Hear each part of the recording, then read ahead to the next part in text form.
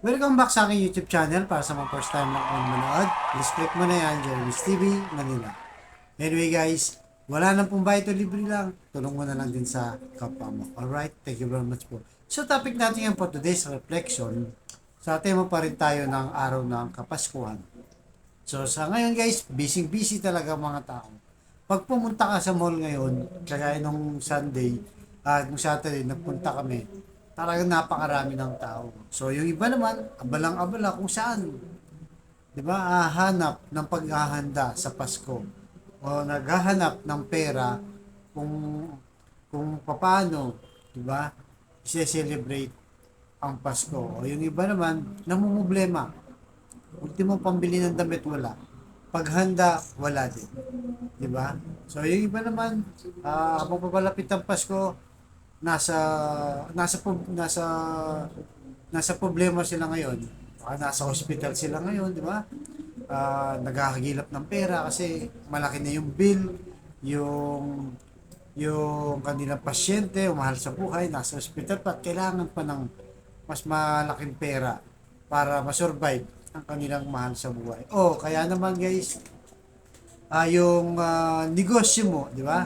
Nalulugi na. Eh magpapasko ngayon. Marami kang dapat inventory, marami kang dapat ibebenta.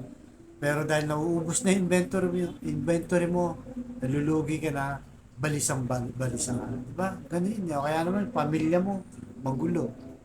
Yung anak mo, pasaway, balisang-balisa ka kasi hindi mo alam kung ano na pinaggagawa. 'Di ba? So sa maraming paraan, guys. Lahat tayo balisa na puro busy tayo. Ah, kaya nga kaya nga ayon sa Pilipos chapter 4 verse 6. Huwag kayong mabalisa tungkol sa anumang bagay. Sa halip, hingin ninyo sa Diyos ang lahat ng inyong kailangan sa pamamagitan ng panalangin, may pasasalamat. And guys, napakaganda ng mensahe ngayong araw. So, yun guys, kasi nga, kagaya na sabi ko, balisang-balisa tayo. In short, talagang nagwo-worry ka. Nag-aalala ka sa mga bagay-bagay sa buhay mo. So, kagaya lang yan ng bike, di ba? Yung bike na naka-steady lang guys, yung ginagamit mo sa gym, pang-exercise lang. So, kung mapansin mo yung bike na yun, naka-steady lang, padyak ka ng padyak, di ba? Pinapawisan ka, napapagod ka, pero wala kang nararating. Hanggang napapagod ka lang kasi hindi ka naman maabante. Doon ka lang sa pwesto mo. Kaya nga sabi ng ating Panginoong Yesus, huwag kayong mabalisa. Di ba? Sabi niya, di ba? Huwag kayong mabalisa kung ano mang bagay na inyong kailangan. Sa halip, magdasal kayo. Humingi kayo ng panalangin sa Diyos. Pero may pasasalamat. Kaya nga ang mangyayari dito guys, kung mataas ang pananampalataya mo, di ba? Kung mataas ang pananampalataya mo, yung worry mo sa buhay, yung alalahanin mo sa buhay, mababa lang, ibig sabihin, kayang-kaya mo yan. Sasabihin mo, may Diyos ako eh. Alam ko, problema lang to. Malalagpasan ko rin to, makakahanap din akong paraan para pang solusyon dito sa hinaharap kong problema na to. Pero kung baliktad naman, mas mataas yung takot mo, yung fear mo. Yung worry mo, di ba? Alala ka, takot na takot ka sa posibleng mangyari. Mababa lang ang pananampalataya mo. Di ba? Maliit lang at mababa lang.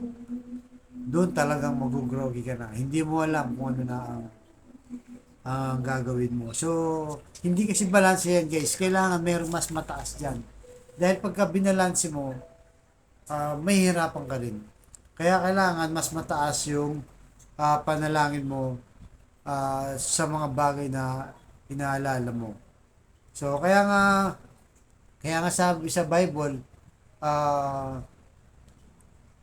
sa halip sabi niya, humingi ka ng dasal at magpasalamat. Ibig sabihin, maging humble ka muna. Pag nanalangin ka, may kasamang pasasalamat. So, sa una, magiging humble ka na lang.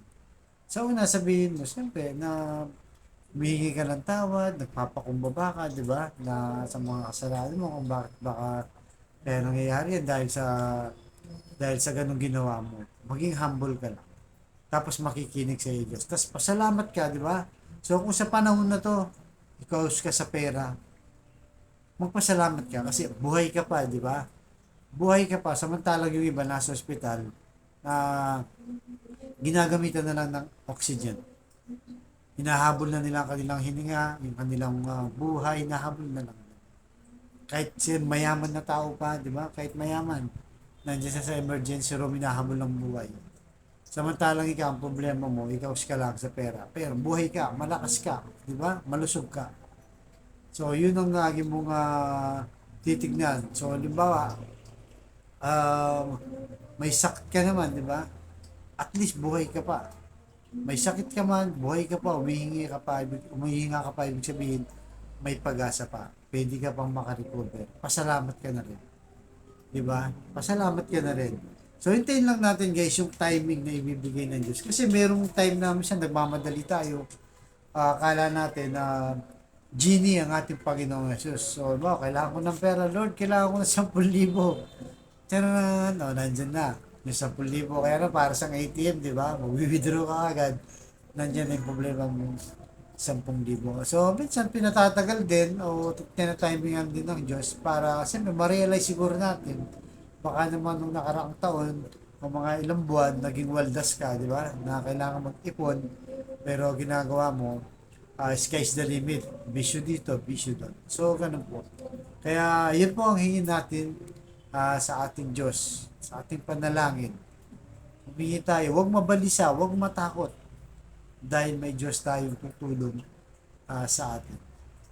Kaya sa mga kapatid natin ngayon na nanonood sa aking vlog, na lumalaban pa rin, nasa ospital, di ba? May cancer na, stage 4, bedridden na, sa bahay man, sa ospital, pero lumalaban pa rin. At sa mga iba pang mga karamdaman na bumabalot sa iyong katawan. So, sabayan mo ko sa napakasimpleng dasal.